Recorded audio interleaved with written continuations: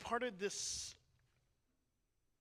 work is to recognize when you are feeling heavy and you're feeling, I don't even have the word for what I'm feeling right now, what I've been feeling this week. And then you hear this chant and you're reminded that even in the darkness, God is there, y'all. Love is there, spirit is there, the light is there. We might not be able to see the light, but it's there. And that's part of the faith building around what we are calling forth in this night, that we're talking about the Christ consciousness, the birth of the Christ consciousness. And I've been calling it rebirthing because I believe the birthing of the Christ consciousness has already taken place. Now we're having a rebirthing moment. And we are rebirthing into a miracle of Hanukkah. I've been feeling really, really heavy this week. Certain things have been happening, so I'm calling forth this night of strength as I stand here. I'm reflecting on what Rabbi Angela was saying about the festival of light being brought in the darkest time of the year. This is the darkest time of the year. And I also believe energetically what she was saying, this is the darkest time that we have experienced in a very long time. And it feels like it's just spiraling down. But I want you to believe, I want you to have faith that the light is even in the spiral. See, when we hit bottom as a global community, God is there ready to lift us up. So part of this work here is recognizing I've been feeling a little funky after hearing what happened at Brown University. If you don't know, there was a shooting in Brown University. 2 kids transitioned. They were killed. 9 were injured. And it happened in the final room. And so you as parents, wanting to know that your kids are safe when they go to school, when they go to college. And then on the first night of Hanukkah, we heard about the attack in Australia. If you don't know, there was a mass shooting in Australia. 15 people were killed. It was at the Hanukkah celebration. First night of Hanukkah celebration, 40 were injured. And what really brings me to thinking, one of the people that were killed was a Holocaust survivor. And then that's very close to us right now. It's very close to home. If you don't know him, you know someone who knows him or worked with him and worked with her. The slaying of Rob and Michelle Reiner. That just hit so home because I know people who've worked with Rob. And in this space of heaviness, I am brought to a place of surrender. Because that's all I can do is surrender, drop to my knees and say, God, I don't understand. I don't understand. And maybe you're like me going, what can we do? What can we do? What can we do? One thing I'm going to ask you not to do, because we have our spiritual jargon and we have our spiritual language we'd like to throw out there when people are going through these times, like, I know what you're going through. No, you don't. No, you don't. Or God is all that there is. That's the last thing somebody needs to hear when they're going through a tragedy like this. Or how about, I'm praying for you. And yes, listen to me. I'm not telling you not to pray. That's not what I'm telling you not to do. I want you to understand that it is our consciousness is the one and only thing that we can do. We can hold consciousness in our belief that God is there, light is there, love is there that's rising up. That's what we're called to remember. And it is through prayer, it is through meditation, it is through gathering, it is through gracious giving, it is through service that we lift our consciousness. That's what we're called to do. We're called to hold the light. I remember a song, and Jamie, you might know this, CeCe and B.B. Winans and Whitney Houston had a song back in the day called Hold Up the Light. Hold up the light. And it was about clearing out the crack epidemic that was happening in the urban communities, and they were calling forth to hold up the light. Save us from darkness. Sometimes we have to say, God, I'm here to hold the light.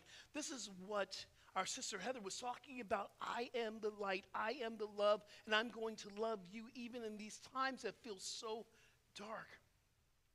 So we're having a rebirthing tonight, y'all. We're having a rebirthing of the Christ consciousness that meets us in the temple of ourselves, where we rededicate our temple tonight. I use this acronym FLOW, and I've been teaching FLOW for, I would say, almost about 25 years now. Acronym for FLOW, I actually use the acronym, I create the acronym for my my fitness clients when I was a personal trainer. It stands for faith, love, openness, and willingness. And I've carried this acronym as a teaching. In fact, I created a book around it, which will be coming out next year around the FLOW acronyms. And I have a t-shirt that says, Get Into the Flow. It stands for faith, love, openness, and willingness. And tonight I'm going to ask you to drop into the flow. I want you to have faith. I want you to have faith that the Spirit of God is happening right now, no matter what you're feeling, because I know I'm not the only person that's feeling heavy here. But the faith is the belief that we know that there is a change coming. There is a shift that is happening. In fact, there is this time that we're in right now. I'm calling it the birthquake. We're not in an earthquake, but we're in a birthquake, my friend Joanne Coleman calls it. And when you're birthing, have you ever been into a birthing? And us guys, you cannot say yes. Don't even try it. Women, y'all know what I'm talking about, who birthed a baby. It's not pretty. It's wet. It's painful. But there is something beauty that's coming out of that pain. I believe that we are birthing something new. Have faith. And we are called to be the lovers of a lover. We're called to be the lover. Is that me? Is that me? Is that me? I'm going to take this. It is me. I'm going to shift. Yeah, give me that handheld. I'm good with the handheld. In fact, I'm an old-time singer who loves a handheld. Here we go. I'm going to take this off. Layer. Yeah, I'm sorry. That's okay. I'm going to take this off. I'm going to take this off. And I'm going to free myself from the cord. Free at last. Free. You just took my energy, brother. All right. Free at last. Or how about free your mind and the rest will follow. Hey, I better not sing because I owe somebody some money. Anyway, so we're talking about having that faith, love, and we want to be open. Here's the thing about being open, which I love this. Openness means that we're getting to release any resistance from love, any resistance from receiving love. And this is the time that we must be open so that love can flow. And then be willing. We must be willing, and if you're not willing to love, be willing to be willing. So in this time that we're in the flow of this high holiday, I want you to remember something. This is the season of lights. We began with Hanukkah. Hanukkah is a story of sustainability of the light. The Christmas is the Christ mass, the mass consciousness of Christ that is waking up all over the world. And then coming up on the 21st is the winter solstice. You know what the winter solstice stands for? The return of the light. Because once we hit the equinox, that is where everything is balanced. 1 minute we cross, guess what? We're heading back into the light. That is a representation that even in your darkness, light is returning. It's always returning. And then we finish out with Kwanzaa. And Kwanzaa, for me, is like, that's my holiday. And it's not just for black folks, people. But there are 7 principles of Kwanzaa. And in the light, the Kwanzaa is that the people as a community will rise up in the light. You know, here's the thing, I'm remembering this, that Ahmed, he was the guy who saved the people in Australia, and guess what? He wasn't Jewish. He was Muslim. That's it, Jenny was Muslim. So we have to stop telling this lie that the Arabs and the Jewish people can't get along. Of course they can. But race consciousness says they can't. So I'm grateful to see that we are rising up as a community. That is why we're here tonight, y'all. But let's look at the Christ consciousness. I'm going to give you 10 principles, and you don't have to remember all, as long as you get one. I'm going to give you 10 principles about the Christ consciousness that pertains to our teaching in metaphysics. Number one, Christ consciousness means unity awareness. So if you look at the word, consciousness means awareness, so we are aware. Christ means everywhere present, God everywhere present. This is what the Christed one, Yeshua ben Joseph, the Christed one, was teaching us. I and the Father are one. I and God are one, and so are you. These words that we read in the Bible that has been translated so many different times, if we go back to the Aramaic, it tells us that I and the Father are one. No one comes to heaven but through me. What he was saying is, I got the plan. Let me teach you how you do it yourself. So it's the awareness of unity everywhere. Christ said it's everywhere. It's where you're sitting. It's the person that's next to you. It's the trees. It's the little doggies. It's everything. Number two, unconditional love. I talked a little bit about this already, but we have real big conditions around love. See, it's easy to love people who love us. In fact, I'll love you because you love me. But what we're understanding is the Christic consciousness loves you because you are. See, it knows no conditions. It knows no happenstance. There is no caveat. Love is just love. And this Christ consciousness has created you.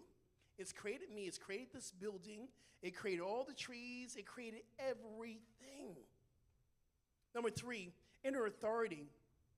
When you're tapping into the Christ consciousness, you have an inner authority that allows you to step in front of a gunman and says, stop. Stop. Because you're thinking about someone else. You're not thinking about yourself. The Holocaust survivor that was killed, no, he was shielding his wife. He was covering his wife from bullets.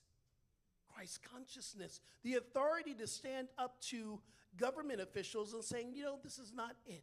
This is not the way. The Christ consciousness says that I will feed those who don't have food. I will go out on a Wednesday night, or on a Sunday, the third Sunday that's coming up. Thank you, Sam, for leading this movement. We go out and we feed the unhoused.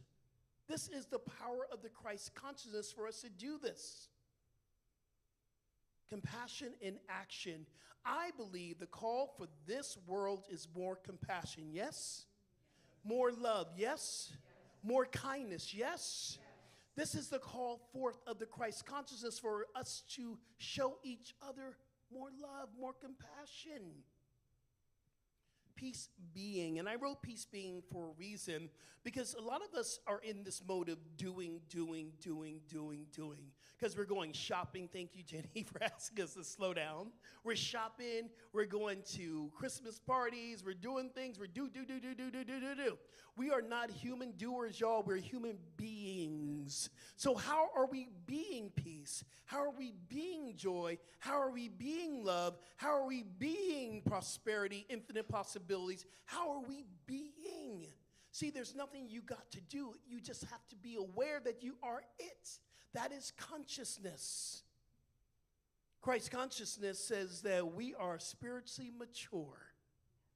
I always say this, sometimes you just got to put on your big girl, big boy panties and move forward in faith. Because this is us growing up spiritually. I'm not quite there yet. I still have some things I need to deal with, but that's okay. My mother used to say, we'd say, how you doing, Mama? She goes, I'm better than yesterday, but not as good as tomorrow. That means that we are growing. We are growing. We are growing. Here's the big one. The Christ consciousness will help you to forgive if you can't forgive. I like to say when I'm driving the highway, when someone cuts me off and I get triggered, my go-to statement is, God bless them right now because I can't. And then until I can, I will. The Christ consciousness says, I will forgive for you. Allow God to forgive those things in you that you can't forgive. There are things that are coming up in us, right, Heather? There are things that are constantly coming up in us over and over again that is stalking us. Unforgiveness stalks us until we are willing to turn it over to the temple within us and forgive ourselves. The Christ consciousness is expressing creatively. And it doesn't have to be a song that you write. These are beautiful songs that we're hearing tonight. Or you don't have to write that screenplay, but thank you, Reverend Nadine, for writing your screenplays. But what are you creating? How about new ways to love the people you live in your house? How about creating new ways of sharing through your food that you like to cook? Have my friends in front here that goes out on the Sunday where we feed the unhoused. It's always great to see what we're going to bring because there's an abundance of food. How about the creativity of new ideas that you can bring to work? New ideas that will help everyone to grow. See, this is the Christ consciousness that is seeking to express itself as us through creative sources. Here's another one. Christ consciousness allows us to trust the process. How many times have you heard trust the process? And how many times did you want to hit somebody in the throat that said that to you? Trust the process. Just kidding, just kidding. I don't promote violence. But sometimes when you hear trust the process, you're like, well, I don't like this process. You're asking me to trust. That means, trust the process means release your attachment to the outcome, y'all. Because sometimes we're attached to the outcome of how it needs to look. Listen, we have an idea of what our blessings need to look like. We're stepping over here, and Spirit's saying, well, if you just step over here, I will bless you. You're going, no, but I want to be over here. And Spirit's saying, come on over. And you're going, no, I need to be here. And then finally we get over here, you go, oh, okay, I get it. Trusting the process. You might not see the light right now, but I guarantee you will. Here's the last one, the embodiment of wholeness. The Christ consciousness asks us to embody itself. Not just have an intellectual experience of what we're learning, but having an experiential experience. Heather was saying, how we are love. We are the lovers. How are you expressing that love, the embodiment of it? I love this idea that how do we build consciousness? It's only one way, through spiritual practices. That is the only way we can build our consciousness. John 4:23-24 says this, the hour has come and now is when the truth worshipers will worship God in spirit and in truth. God is spirit, and those who worship him, her, they must worship in spirit and truth. What that means is we can only connect to spirit through spiritual practices. How are your practices? Are you willing to rededicate your spiritual practices so that you may build your Christ consciousness? I hope that's a yes. So how does this move into our miracle of Hanukkah? See, the metaphysical bridge of the Christ consciousness and of the miracle of Hanukkah is not something separate. I talked to a couple of friends, and I was watching some videos online, and the first thing people say, well, just want you to know, Hanukkah is not Christmas, it's not Jewish Christmas. I get it. But here I want to give you a different aspect. If we believe that there's only one power, one presence, one mind, one light, maybe it's a unique expression of that light. Doesn't mean it's something different or separate. It's just how it's expressed. I'm going to say it is the same. I'm going to say that it just expresses its way in a different way. I remember growing up, and I used to get really jealous of my Jewish brothers and sisters. Jealous in high school because they got 8 gifts. I'm like, how many gifts did you get? You got a gift every night. I was like, when I come back, God, I want to be Jewish. But it's just a different way we're expressing of the light. Here's the miracle of Hanukkah. You know, we tell these stories about how the Maccabee took over the temple against the Greek government, and they took it over, and they restored it, and they rededicated it, and they said, this is our place. If we look at this story, having the courage and the faith to stand up to government and saying, this is a holy space, and we are not going to worship underground anymore. If you think about the oil, and the story is that there was an oil for one night, but it lasted how many nights? 8 nights. That's why we celebrate 8 nights. And this 8 nights where we are sometimes in our own lack of limitation, we're going, oh my goodness, goodness, how am I going to be able to make it through this? And the Spirit is saying, I'm in you. I will sustain you. I'll make it through the 8 nights and beyond. This inner light is sustained by faith, our practice, devotion, spiritual alignment. How do we align ourselves with this faith that we're going to be taken care of no matter what the darkness comes up? Light continues to shine. If there's nothing else that you take away from this tonight, and I'm taking away myself, the light is shining even in the midst of this darkness. Spirit sustains us in our consciousness. So if we look at this rededication of this temple, I want you to go, close your eyes just for a moment.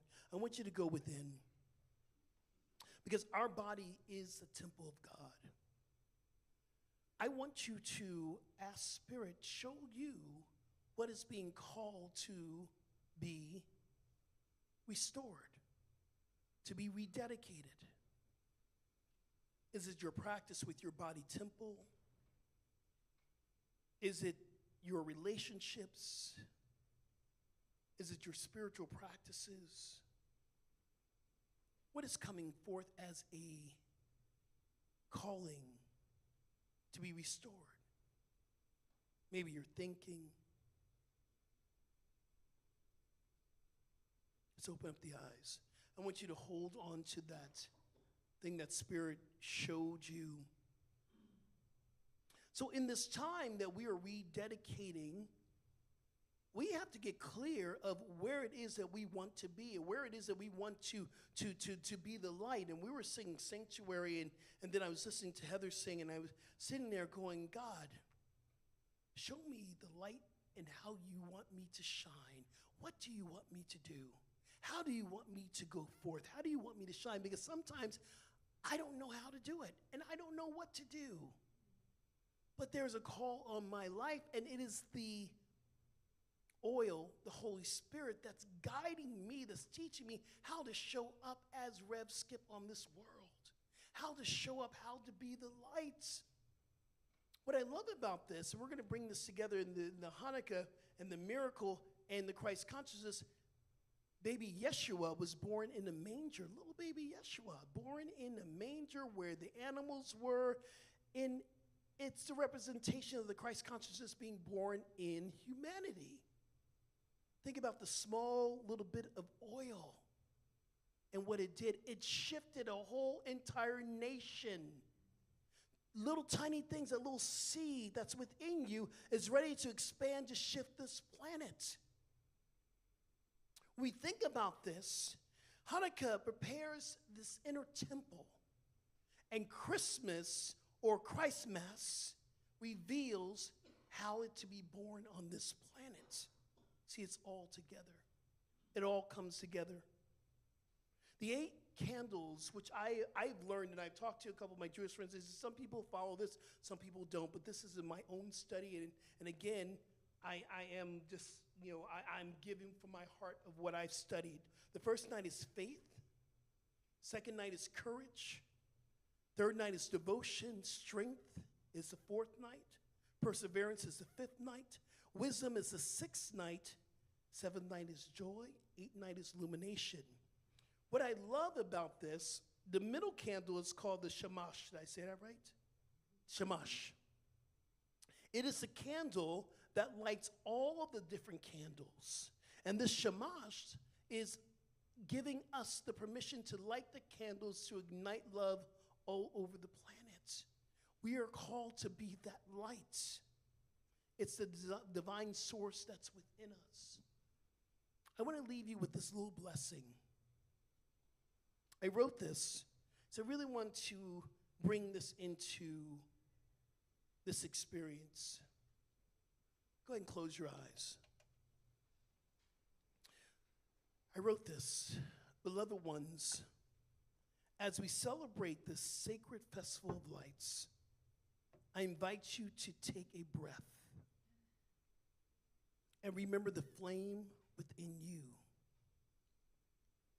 Tonight, and on each night of the 8 nights, we honor the miracles of the light that could not be extinguished. A reminder that Spirit's presence is stronger than any limitation, any fear, any darkness. May the first light bless you with faith, the knowing that even when the path seems dim, God is already illuminating your next steps. May the second light bless you with courage, the strength to stand firm in your truth. May the third light bless you with hope, the quiet assurance that renewal is on the way. May the fourth light bless you with love, radiating from your heart into every corner of life. May the fifth light bless you with gratitude, blessing you to the abundance already unfolding. May the sixth light bless you with joy, the deep abiding joy that comes from knowing you are already blessed. May the seventh light bless you with wisdom, guiding your choices, your voice, your vision. And may the eighth light bless you with peace, the peace that surpasses all understanding, the peace that comes from remembering that the divine is your eternal source.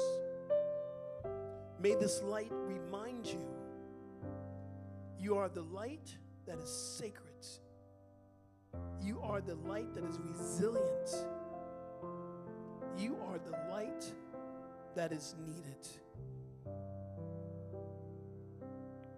And as we continue to close out this portion of this celebration of the lights, I want you to remember that you are being called forth. Your call to action is to be the light, especially in this time that feels so dark. I invite you to step out boldly with the Christ consciousness. I invite you to step into your spiritual authority, to speak words of kindness and love. I invite you to bring this space of humility, that we may learn from each other, we may learn to love each other. This is the blessing of the awakening, the rebirthing of the Christ consciousness, and the miracle of Hanukkah. So in this moment, we bless every ashram, every temple, every synagogue. We bless every space that is celebrating the light tonight. We bless nature. We bless ourselves. We bless this community, the North Hollywood Church of Religious Science, North Hollywood Oneness Center for Spiritual Living. We bless this space, knowing that we are unapologetically inclusive. And as we rise up in our consciousness, we know that we will shift this planet because consciousness creates form. We lay everything down on the altar tonight and we give thanks for every experience, and knowing that it is rising up to the high vibration of itself. So I give thanks. I simply allow it to be. If you're in alignment with me, I invite you to say, and so it is. And so we are. Ashe. Namaste. Aho. Amen.